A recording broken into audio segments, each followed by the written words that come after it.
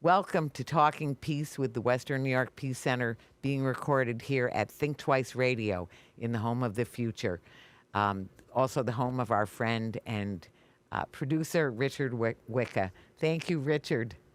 We also thank our friends at Buff State. Buff State is coming out of, WBNY, which is Buffalo's original alternative radio station, comes out of Buff State, now Buff State University. We thank our friends at WBNY and Buff State for broadcasting this show. So, and when I think of thankfulness, I do think of our friends, our indigenous brothers and sisters and siblings, and of enslaved people too, who have just had terrible hardship, terrible injustices, and continue to have terrible hardship and injustices. And in spite of that, thankfulness is considered such an important and such a vital and integral part of their being, that it's always started like that. So I want to acknowledge that right now, all of us on this show, not necessarily all who are listening to this broadcast or tape, but all of us who are participating in this broadcast are on Haudenosaunee land that has been stolen, that has been taken through trickery or violence. And so the Haudenosaunee land, I will say that right here in the station, we are on a land stolen from the Nondawaka or the Seneca, over here at the western door. And for those of you who are zooming in from various places, I know we're on stolen land stolen from the Seneca, Nondawaka as well, or are you're on your own territory, right? Yeah, so you're on the territory. Yes, good. That's not the case on most of our shows. So we're grateful that you're on at least that territory. You have it. Okay, so we're grateful for that, and we're grateful I want to say, even for our Black brothers and sisters who just today, as we're taping this show, it's the anniversary of the massacre that happened 3 years ago at Tops Supermarket, where 10 of our Black brothers and sisters were killed, 3 were shot, and the whole community has been traumatized. And of course, this is on the heels of centuries of injustice and racism and all kinds of problems. So in spite of that, the thankfulness, the Nyahweh, the Ashe, is there in the cultures. The Si se puede, juntos, it's there in a part of everything.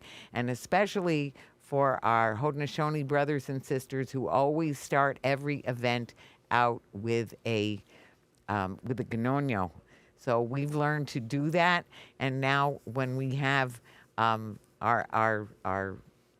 Haudenosaunee brothers and sisters, or brother and sister with us, I want to say, it would be wonderful to have Bird, to have you to give a gnonyo, and so if you would do that, and then a brief translation, how you would translate it, just briefly.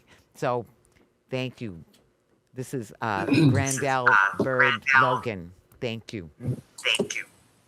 So daon again when he said the scatchano oindo guy with the conanga wado canonio codiasto daon away non sayanenda yuins the need the way canon quite sent and go yenda can't wait the young godawani need way nenda we on the hojano to and daon need way sweet hikti what a gojano ni then did with that nonyo hat the young good doggy dani ho you down conquat ni going and daon ni you nagoy wa hojano to ni way none why in none wines are dad yuins the ni the way sayanenda yuins the haikunenge ni ne hat de yon songoyen 20 how we tagi yuins the and on the way ni ne none sayanenda ni way wa shoni kanok se ni we okino yuins the young quite sit against seko haikunenge ni ne hat de yon we tagi ni kogwa Nikogwa, Yunzadi,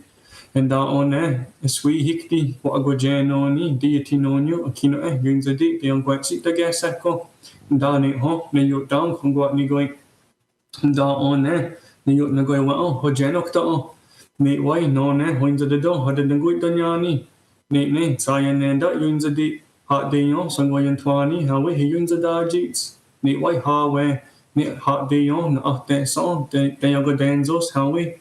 Yunzadi, the younger Dawani, Howie, Nate Yongui, and Dani White, his sweet hickty, what a go janoni, hot deity nonio, Kagwigo, Howie, Tagi, Yunzadi, on it, scarred, and Dwawi noni, and Dani ho, ni you down, con what ni going, and da on it, ni you nagoi wa, oh, Hojanok to, Nate White, none, Sayananda, Yunzadi, Nate, Hawe, eat Mogada Hot Sandak, Howie, Higang Yadajits, Nate White Hawe, and Gal Yadig, Nate White, Uncle Dat Swio, Arson, Dedwagani, Gagwigo, Howie, Higang Yadajits, Nate White, a sweet hickty, what a go janoni, hot deity nonio, Gagwigo, hot the Gal Yadajits, Nate, honest, garden Dwawit noni, Dani ho, ni you down, con what ni going, and da on it, ni you nagoy wa, Hojanok to, Nate White. Song the young king in the door, he the young key snake, he knew the targets. Nate White, who go dance with you, song the young key snake, Nate, who go on the new, who do you get on no, the younger the one you know, the younger the one you, how we use the deep. And Danny White, his sweet hickty, what I go jan on it, the 18 on you, who go on the new, who do you get on Danny, the you down, and what me going. And that on there, not get, when he said the in you, can you go, well, who jan up to Nate White. However, Gistani, Sad do W, that Kai, Sam Gotonda, Hinyamanonda, Ni Hojanok to, Nate White, Nona has cargo, the Tushio, Nate White, Hawe, Nate, here we go, Hokawi Dani, how we use the Nate White Changayandak, and Danny White, sweet hickty, what a go jan on you, said one on you, said we'll go honest, can you die over down, Danny ho, ni you down, and what ni going, and that on there, ni you nagoy, Hojanok to. Nate White, Hitke, Nikano Andy, his kit John Duck, no Cao Yardine, and Danny White, his sweet hickty, what a go jan on me, what's it one on you, son go janok to, Danny ho, ni you down, con what ni going, and down there, so give you so you don't go with it go, down and down, know what going in, and new you walk it, and down on there, say, Nate White, what you want, and swap ni go yan duck, not Nenda no other key, Nate White, and go jet duck, Nenda, go away no, they go on out there, Nina, can you uncut? Down at home, you down, and what you going. And so basically, what I had just said was that I'm going to tell about the oindo guy, what they call it, the beforehand ritual. And so basically, we do this before, as she had said, any single ceremony we get together for. And really, like the reason that the main reason I agreed to do it tonight is because it's very important for folks to hear our language, both my people and people who are from other places. Because it shows that we're still here. You know, we're still existing on our original territories and doing the best we can in this extremely colonized world that we find ourselves in. And so basically, we start off with the people, and because it's what's closest to us. And so what I had said basically was just that the Creator had intended that when he finished the earth, that we have love for one another, and that we use love where we're wandering about on the earth. And then I said that we all give thanks to one another, all the people here on the earth. And so from there, I moved on to the earth itself, because then we start following into our natural order of how we look at things in this speech. And so I had basically said that the Creator had given us all sorts of things here on the earth, and that when he had finished it, that he had formed this relationship between the people and the earth. And there's a specific way we refer to the earth. We call her Akino and Yuinzade, and that's just basically like our mother, the earth. But then there's another term thrown on there, and that's basically that like it supports our feet or cushions our feet. And so then I say that we give thanks to her, and we extend thanks to her, and then that's how it's going to continue to be in our minds. Then after that, if it was in a setting where I could have more time, I would have moved on to another section of a specific section of creation. And so typically from there, I move on to the waters. But this time, what I had said was that when he finished it and he established the earth, he had put all sorts of things here that he knew that the people were going to need. And so that you're all thinking that we're going to give thanks to it all. We're going to extend greetings to everything, and we're going to bundle it all together as one, everything on the earth. And then that's how it's going to continue to be in our minds. And then after that, I moved on to the sky, because as we had said, there's an order here. We start from what's closest to us and go up towards the sky, ending with our Creator. And so I basically done the same thing, that he had said that he's going to have helpers in the sky, and that there's going to be things that we rely on in the sky.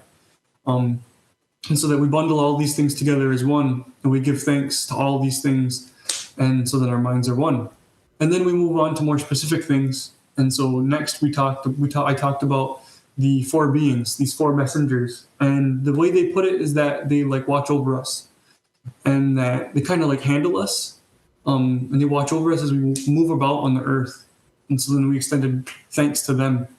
And then I moved on to Grandell, who had brought a message from the Creator, who had really, without getting too much into it, helped our people along in a colonized world. And so then we give thanks to him and for the message that he brought specifically, and then say that our minds are one. And then finally we move on to the Creator, and that we should be thinking well, because he had done all these things for us, and it's a good thing what he had done. And so basically what I had said this time was that he had said that he's going to live up in the sky world on the other side of the sky.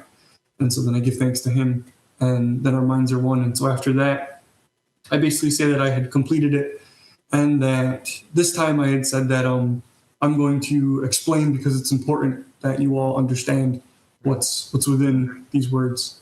And so I think that pretty much sums it up however best I could. And I'm still learning. I'm still learning how to do this speech. I'm still learning our language. So I appreciate you giving me the chance to explain it. Oh, thank you so much for doing that. Thank you so much for giving us all of that. And the beauty and the importance is very clear. And actually, when we were talking about values, as you said, that our values are in that. Our values are in doing that. Our values are in every word that's being said there. And that is why we love to use that idea of how to lay it out when we start a thing. It's very reverential, and it's very much setting the tone and the reverence for life and for the creation that helps us to be our best selves. So we appreciate that, and we appreciate, your sharing it, and especially what you said about learning. We're all learning all the time. So when we start I think that is sort of explains the values, and I think those are the values that we're coming here with to talk about this important issue of rethinking STAMP, the stamp plant that is threatening and right by the Tonawanda Seneca Nation, and is so damaging and already done so much damage.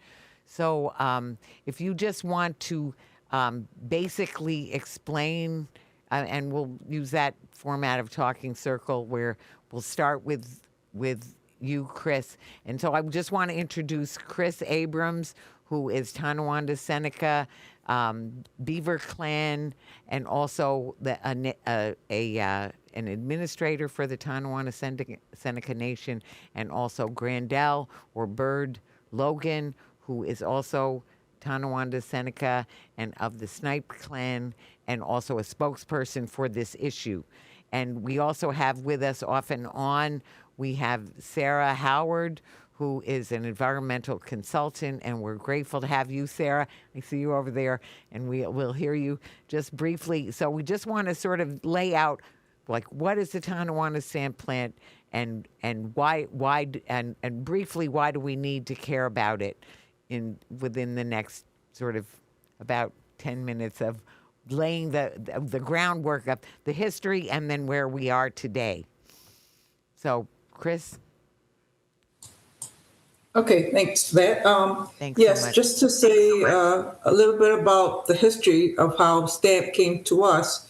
Now, STAMP stands for Science and Technology Advanced Manufacturing Park. So the idea of STAMP was to, and by the developer GCEDC, is to bring, mainly to bring chip manufacturing to that site. The nation was made aware of this project back in 2009, 2010, where we did have meetings with GCEDC in which they showed us what it is that they were proposing. But because of the closeness to our territory, we told them that we did not want it. So at one meeting, we said to the Army Corps of Engineers, who was there on our behalf, because they're a federal agency and our treaties are with the federal government, they were there to oversee the process. And it was to them that we said that we want the alternatives to be looked at by GCDC. So that's what they told them. GCEDC did go about to, again, look at what their alternative sites were. But in the end, they came back and said, the site on Crosby Road, adjacent to our territory, was the best site for what they wanted to have. And that really came down to the location of that site was the best for providing low-cost power. It took them a while to really say that was the reason. They wouldn't come out with it for many, many years, but now they have. And but we have found out that low-cost power from NYPA has a 30-mile radius of who can get low-cost power. Mm-hmm. And right now, presently, the STAMP site, and specifically where the data center is going to be placed, is outside of that 30-mile radius. Yet they are going to get that low-cost power. Everyone there at the site, that's one of the incentives to draw development there, to have projects happen there. Right. That was one of the incentives. So, so the value that you're talking about, and rethinking STAMP, it is at the GNONYO that we look at as being our guiding principle to say, how do we go about doing that? And so it comes down to, how do we continue to protect Mother Earth, exactly, especially at that site? Mm-hmm.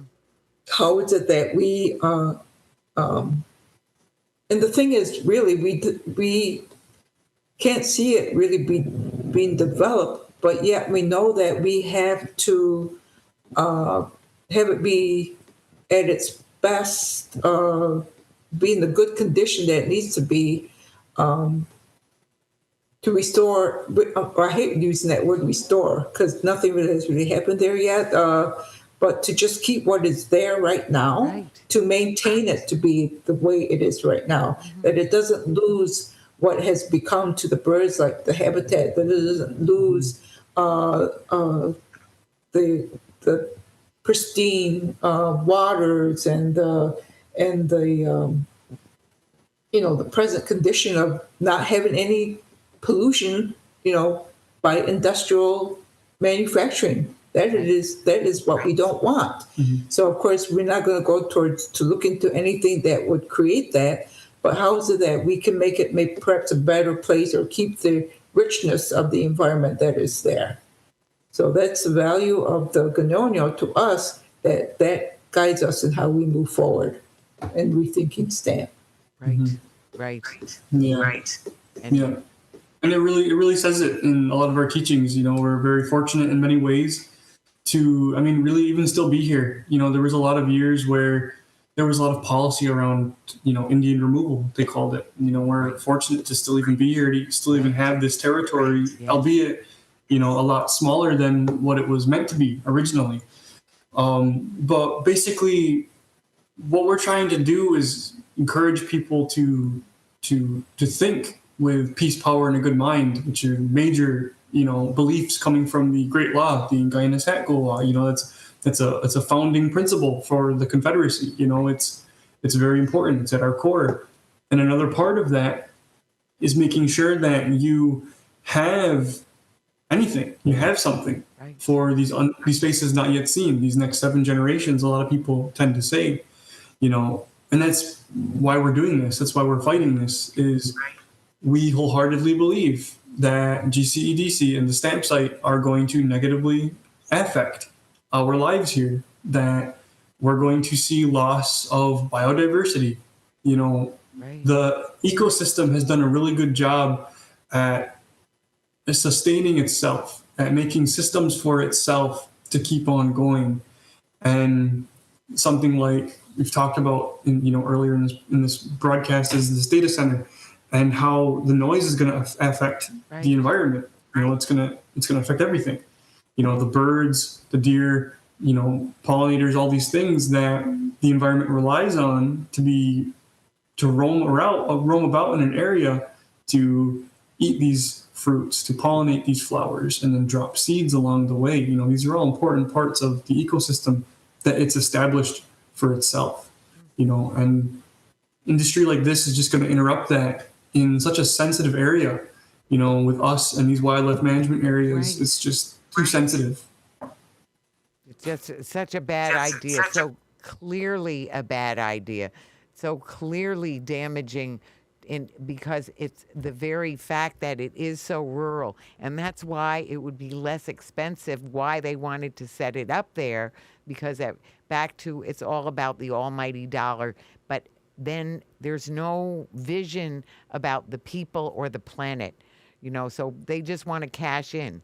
And as far as the law, as far as their own laws about the power, as you were saying, and also about the environmental impact, having an up-to-date environmental impact that is fair about the impacts on the environment and on the people around it, from the pollution, the noise, the leakage, the runoff, the problems, the storage of things that are damaging. So there's all kinds of First there was there've been other projects. What was the first project that they promoted that was a very bad idea? And so far that hasn't gone. The word is slipping my mind now. What is it? Chip manufacturing? Yes. Plug power? Yes. Or plug power? Yes, plug power. That at least, hopefully, they've pulled the plug on that. I mean, it's install mode, so we're glad about that. But plug is the word to apply. But anyway, so I want to invite Sarah if she wants to add something about, what she's heard so far, or anything about what's needed, what you see, in where we are today. So I'm sorry if that sounds so vague, but just is there anything you want to add to what was just said about the dangers that are there? I think that was very comprehensive, Yes. and I think the only thing I would add, because this is very important to our campaign, is that there will also be impacts. So there will be impacts to the nation, to the ecology, and also to local residents. And there are many local residents who strongly oppose STAMP, and increasingly there are local residents who want to take action in solidarity with the nation to stop Yes. STAMP.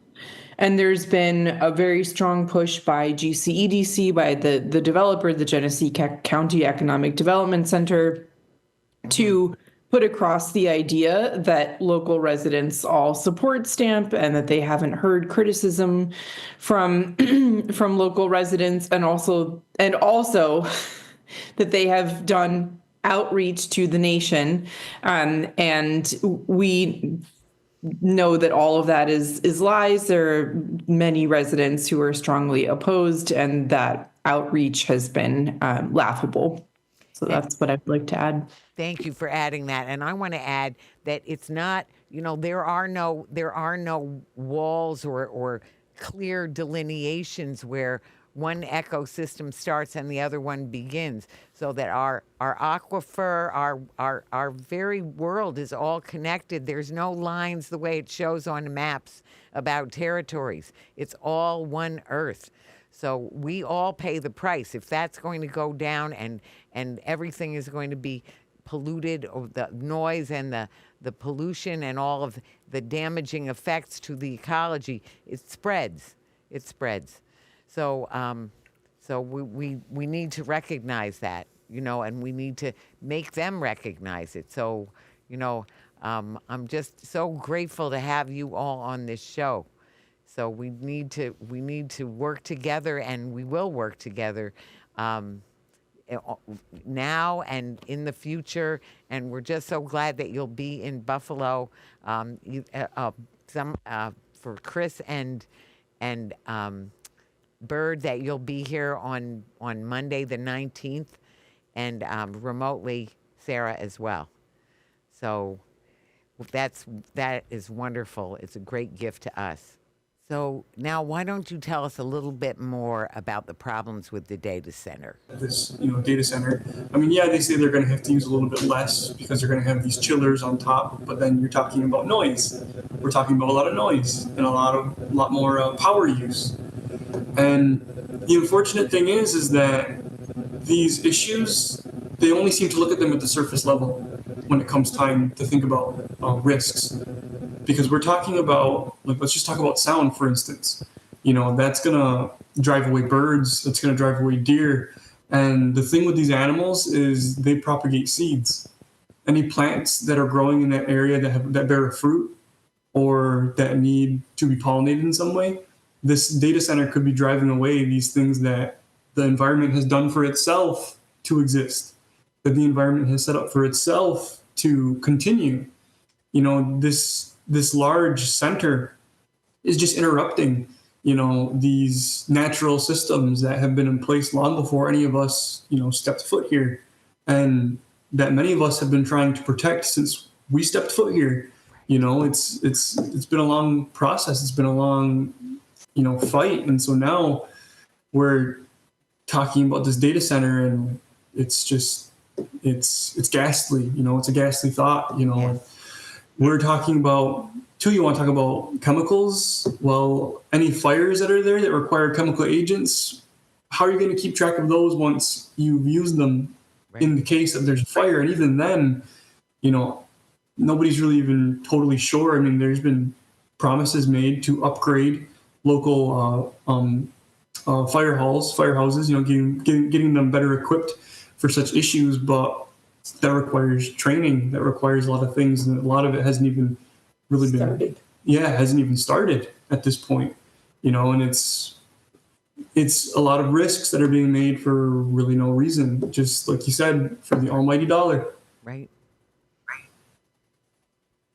It's such a honestly ridiculous, and as you point out, they're breaking their own laws. So sometimes we talk about civil disobedience and civil resistance. So civil disobedience is breaking unfair laws or unjust laws. And civil resistance is trying to get the government to follow the law, because so often they don't. It's the law, it's sort of, it's whatever's convenient. It's a law if people are breaking it and the government doesn't want them to. But if they're breaking it, and just say, well, except for that, that's an exception, or that doesn't apply in that way, or whatever. I mean, the endangered species, as you said, that they're breaking their own laws. I also wonder if there's been a full environmental impact study done about stream data, and also what is the status. I think you said that there's an agreement already in place now that the powers that be have already made. So I wonder, about the environmental impact statement, and about, sort of what are some of the tactics and strategies to try and stop this, and also, maybe pinpointing more of the problems, like some of the issues with water pollution, that they've got massive amounts of water that's going to be massively polluted, and then they want to get rid of it, and where? And then they already did dump some, or it leaked it, whether it was leaked or it was dumped, I don't know. So if you would just talk a little bit about that, the law and the things that are back to some of the dangers that have already been faced and now being ignored if they move forward. So, yeah. Yes, as far as an environmental impact statement, GCDC is working from the one they did in 2012. So we have put numerous requests to DEC that a updated EIS happen because things have changed. Right. And the EIS was based on what they thought they were going to put there, Right, not on what is there now. And especially as far as the data centers, we know that they didn't really have too much in that EIS regarding data centers. So even if I understand through their secret process, they do have to address adverse effects via initial assessments. And we have also been complaining about their initial assessments because they do not include the Tonawanda Seneca Nation. They did not look to us to help us see what the impacts may be, which of course would be to us as a nation, as a people. So they, through their own process as well, if you want to talk about breaking laws, there was an LOR developed between the SHPO, DEC, and the Army Corps of how this process would work, working with the nation, because there was no federal involvement. So that process had to be stated in the LOR, and that included the initial assessments. What is an LOR, please? Letter of resolution. Oh. Yeah, that would state how the process was going to happen. Even though it's something that we did not sign, we did send in comments to help make it a better document for us in some ways, but yet GCDC chose not to even recognize us in those initial assessments. And they said that they would refer to their view of the LOR that they didn't have to look at us because we, the nation decided that they would do a traditional cultural property study. And this traditional cultural property study was where developers would need to look at that to see what it is that they are affecting as far as our nation. We did start that process, and then when COVID came along, it came to a standstill. We had a coordinator who moved on to another job, so it has been kind of in limbo right now until we can move forward. And we do need some guidance on that. So we still need to put someone in place to help us finish that. But so in place of the traditional cultural studies, we decided to go with a determination of eligibility, which is a process that can follow the criteria of the National Register on Historic Places. But through SHPO, they can recognize that and say it's a document that developers also need to look at. Mm-hmm. So we did this determinative eligibility. We worked along with people at SHPO. And unfortunately, for a reason we can't fathom, that when we started talking about trails and our determination of eligibility, we were told that trails are non-contiguous to our territory. So even though those trails now are highways, many of them became highways. Some became part of the thruway. Right. So we understand how that could be seen as non-contiguous, not part of our land, not part of our ancestral territory. And so therefore, it was a decision by SHPO that developers only need to look at our territory itself, our 7,500 acres. That's it. They don't have to consider our ancestral territory. Yeah, so I'm sure this was a victory by GE, seen as a victory by GCEDC because they've been doing that all along, ignoring us anyways. So now this kind of helped. Of course, this is a state agency. So even though they told us that, we're not acting like that happened. We're going to go move forward to include all our lands, our ancestral territory. Trying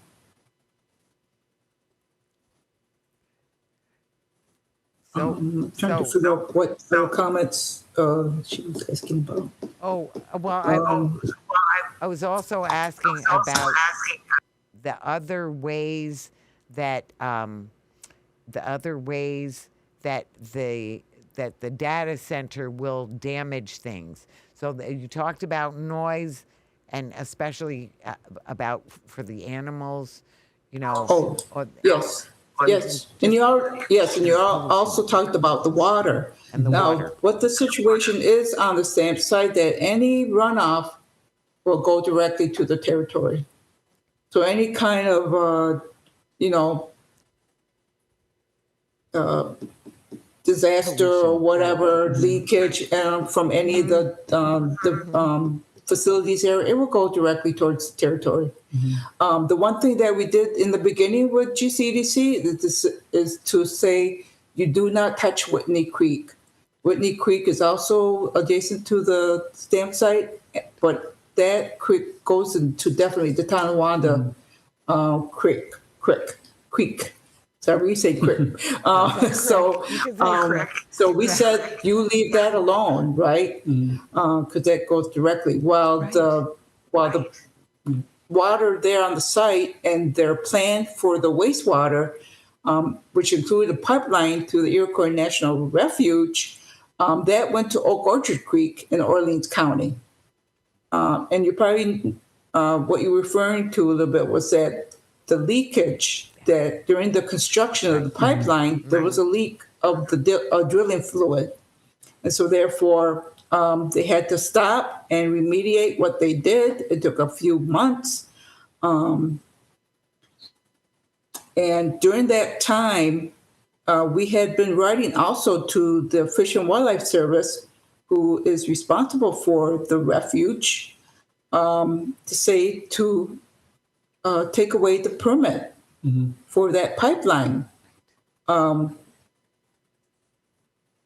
it moved forward anyways. They did this pipeline. It was like putting the cart before the horse because there was no wastewater facility even constructed yet on the stamp site to connect it to.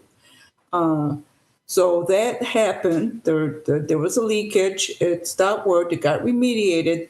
Though you can say remediated, it still doesn't. It means that it doesn't mean that everything was A-okay with it. It still did damage to the wetlands of the refuge. Right. It changed the ecosystem there, the biodiversity of that wetland. That got changed. We don't know I don't know enough about biology or wetlands, no, but we know it had to do some great damage as far as killing off what may have got affected by the slimy mud that entered the wetlands. Right. So even though it got remediated, we like I said, we contacted Secretary Holland at the time to also, requesting that permit be pulled because they're the ones, the Department of the Interior, the Fish and Wildlife is under the Department of the Interior. So that's why we reached out to her. So it wasn't until after that spill of the leakage, the drilling fluid into the refuge that we heard from Secretary Holland. In fact, she came here. Really? And she met with not just only us, but she met with the Tuscarora Nation and the Seneca Nation of Indians leadership. Since we were all, around the same area, she invited them to come up to also talk with them about their concerns. But of course, right away, ours was about STAMP. And but unfortunately, it took a disaster for her to come up here and talk to us, after the fact. The damage has already been done. And when she came to meet with us, her first statements had to do with all the executive orders that President Biden did that required consultation with indigenous nations. But yet consultation did not happen with Fish and Wildlife regarding that pipeline, regarding that permit going through the refuge. We never heard a peep from them. So one of the things I said to her was, thank you. They did pull the permit, but it took that disaster. And so we did thank her for pulling the permit, but also telling her that she failed us. She failed us as her role as Secretary of the Interior of protecting the environment, protecting the land, protecting Mother Earth. She failed. And so, it ended up being a meeting that was good to tell her more of our concerns, but there was no more follow-up after that. And of course, with the change in the administration, nothing really happened more after that. But it's just unfortunate that it took a disaster for her to really reach out to us. So, the pipeline was even though it helped to delay any more progress at STAMP, it caused great harm, environmental harm. And so now, as far as we understand, GCEDC has not pulled their permit to have that pipeline go through the refuge. It's still really standing. Even though they're not looking at it right now, they're looking at another way for the wastewater to go to the town of Oakville now to use their wastewater treatment facility for the wastewater. So that's a whole nother thing we're also getting involved with and have commented on. And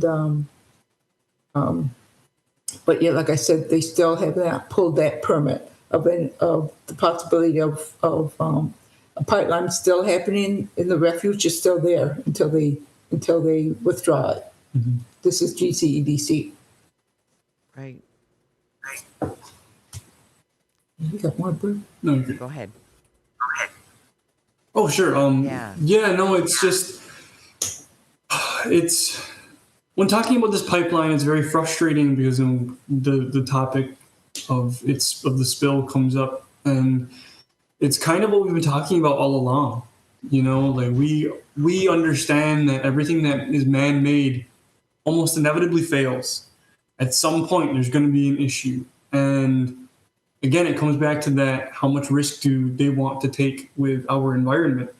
I mean, the last thing that we really want to do in any of this is be able to say, I told you so.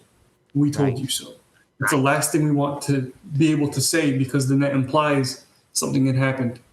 And that's the last thing we want. That's what we're trying to prevent in all this, is anything happening. And so, we're going to keep fighting, tooth and nail, getting our voice out there however we can, talking to whoever we can to get our messages known. So we're so thankful that folks like you, ask us to come out and talk about this issue, because it's extremely important. So let's move into that piece of it, of how can people help? What are the things that people can do that will help? The things that you already have going on, or things that you'd like to see happening? Well, with the creation of the Allies for the Tonawanda Seneca Nation, it has really boosted our help to carry on our voice of our concerns.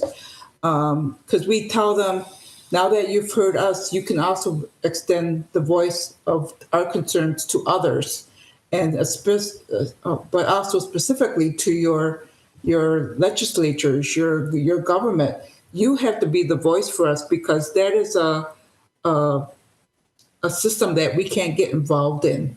It's against our ways of governance, that we do not interfere with the way of the government on the outside. We can only go so far. And so we encourage them to, and through the Allies and with the Sarah's help and assistance and getting action from the Allies with letters and calls and so forth, that has helped. And so the allies have just been so important in helping us get the word out, going to events such as this, not just being on the radio, but we've been on podcasts, we've been at universities, even a bookstore in Buffalo there we went to, and we go wherever we're asked to help give that message, because it ends up that we weren't being heard, and GCEDC has done well in making sure that has happened. And so we finally, and that's why we did that lawsuit against Plug Power and GCEDC, because of the initial assessments where we were not being recognized. The impacts to us were not being told. And so we felt we had to take that step, even if it's a step that puts us in that system, one that we try to avoid or don't want to be involved with. We had no choice. We felt we had no choice, because we wanted to get our concerns out there in the public and to be documented, and to be documented to show the future generations of how we fought this issue, of how we fought the stamp. And the allies helped us to do that. All the letters and all the letters back and forth from everybody involved with DEC, GCEDC is on that website to show how we are moving to help, have to stop stamp. That's our main goal. Right. No matter what, that's the top goal. No matter how much they say, well, you're never going to stop it, but we can't stop fighting. That's our duty. It's our duty to protect Mother Earth. It's our duty to see that it's here for our future generations. So that's our motivation, to have what's here today, as I said before, for our kids tomorrow. It's it's our duty, because everyone has a duty on Mother Earth. And so we're doing our part. Our Council of Chiefs is doing their part to see that we are there to protect Mother Earth. It all comes down to that. Yeah. And so the allies have been an extension of our voice. And the video that we have out there has really helped to give our view of what is happening and what it means to us and how it will impact us as a people. I'll speak very briefly on this too, so that Sarah can have a chance to talk about how folks can help. But a lot of what we do and a lot of what we say comes from the two-row wampum. And for anyone not familiar, it's a wampum belt, and it has two parallel lines going alongside one another. And in that symbol, it says that we're parallel in our ways and in our beings and in our existence on this earth, us indigenous people and those, settlers who have come here. That on one side, we have all of our beliefs and our language and our ways of being, and then the other side, they have their own as well. And we're not interfering with one another. We're not, crossing this path. We're picking, basically, between the ship and the canoe is how they put it. And so in that belief, in that vein, we believe that we can't vote. We don't vote. We can't have any say. We can't encourage these people we can't tell these people what to do. Basically, those representatives, those elected officials, we can't. It's not our way. It's not our way of doing things. So that's something that we encourage our allies to do, to send letters, emails, calls if they want to. And they're extremely effective at that. At the end of the day, I know a lot of folks out there don't feel heard, but you bug them enough, they will hear you, and they will do, whatever it is you ask them to do if you bug them enough. If you basically hit them where it affects them the most, and that's votes, So that's where your people's power comes from. And so we're very thankful that we have Sarah and folks working with Sarah to really organize our allies outside of our borders, outside of our territory. And we're very thankful for all the efforts that they've all put through up to this point. And Sarah. Thank you so much. Once again, Chris and Bird have done my job for me in talking about how folks can get involved. So I'll just add a couple of very concrete pieces. If you Google Allies of the Tonawanda Seneca Nation, you'll find our website. It's a Weebly website, so I won't try to name it on air, but maybe there's a show notes page where you can list that. We also have social media.